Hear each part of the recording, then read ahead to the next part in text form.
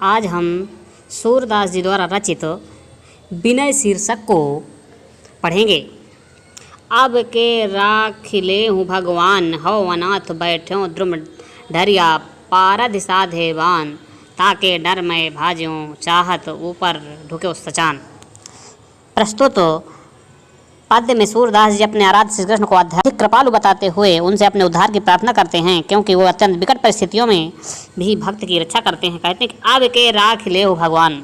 सूरदास जी भक्त के रूप में भगवान से प्रार्थना करते हैं कि हे भगवान, इस बार बचा लीजिए, मेरी रक्षा कीजिए। मैं हूँ अनाथ बैठ्यों द्रुम डरिया, पारध साधे बान। मैं संसार रूपी वृक्ष पर बैठा एक अनाथ पक्षी हूँ। मुझ पर पारध साधे बान, माया रूपी साधे शिकारी ने बाण साध रखा है। उसके डर से मैं भागना चाहता हूँ। ताके डर में भाजो चाहत, उसके डर से मैं भागना चाहता हूँ तो मेरे ऊपर झपट पड़ने के लिए अहंकार रूपी एवं विषय वासना रूपी बाज मड़रा रहा है। ऊपर ढुके सचान, बाज, सचान मीन्स बाज, सचान मड़रा रहा है। मेरे लिए दोनों स्थितियाँ दुख भांति दुख भायो आनी है। मेरे लिए दोनों परिस्थितियाँ दुखदाई हैं। इन दोनों स्थितियों में मुझे आपके अतिरिक्त कौन उबार सकता है, आपके अतिरिक्त कौन उबार सकता है। इस समय जीवात्मा रूपी पक्षी ने हृदय में स्थित भगवान श्री कृष्ण का स्मरण किया और भगवान का स्मरण करते ही माया रूपी शिकारी को ज्ञान रूपी सर्प ने डस लिया। सुमिरत ही यही डसो पारधी। सुमिरन भगवान के नाम का स्मरण करते ही माया रूपी शिकारी को ज्ञान रूपी सर्प ने डस लिया, जिससे माया रूपी शिकारी के हाथ से धनुष पर चढ़ा बाण छूट गया, जो जाकर बाज को लगा। इस प्रकार भगवान ने उस जीवात्मा रूपी पक्षी को दोनों दुखों से बचा लिया। सूरदास सर लगो सजान है, जय जय कृपा निधान। इस प्रकार भगवान ने उस जीवात्मा रूपी पक्षी को दोनों दुखों से बचा लिया, अर्थात ज्ञान के द्वारा मोह माया एवं छल कपट रूपी मन के विकार नष्ट हो गए। सूरदास जी दया के भंडार हैं। सूरदास जी दया के भंडार भगवान श्री कृष्ण की जय जयकार करते हैं। बच्चों, अब अगला पद देखिए। मेरो मन अनत कहाँ सुख पावे, जैसे उड़ जहाज को पंछी फिर जहाज पर आवे। कमल नयन को छाड़ी महात्म और देव को ध्यावे, परम गंग को छाड़ी पियासो दुर्मति कूप खनावे। जी मधुकर अम्बुज रस चाख्यो, क्यों करेल फल पावे। सूरदास प्रभु काम धेनु तक छेरी कौन दुहावे।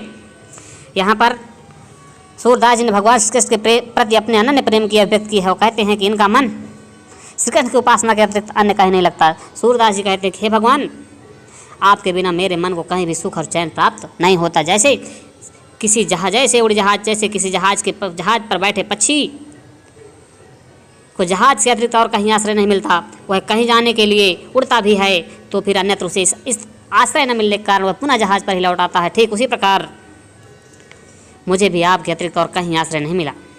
कमल नयन को छाड़ी महात्म और देव कर धावे। मैं कमल के समान नेत्र वाले भगवान श्री कृष्ण को छोड़कर सब अन्य देवी देवताओं की आराधना नहीं कर सकता, क्योंकि नितांत मूर्ख व्यक्ति ही अपनी प्यास को बुझाने के लिए परम पवित्र महिमा युक्त गंगा जल को छोड़कर कुआं खोदने का व्यर्थ परिश्रम कौन करेगा।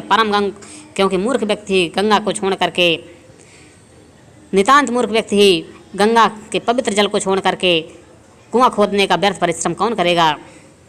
जी मधुकर अम्बुज रसा को, जिस भंवरे ने कमल रस का पान किया हो, भला उसे करेल का फल कैसे अच्छा लगेगा, करेल फल कैसे अच्छा लगेगा।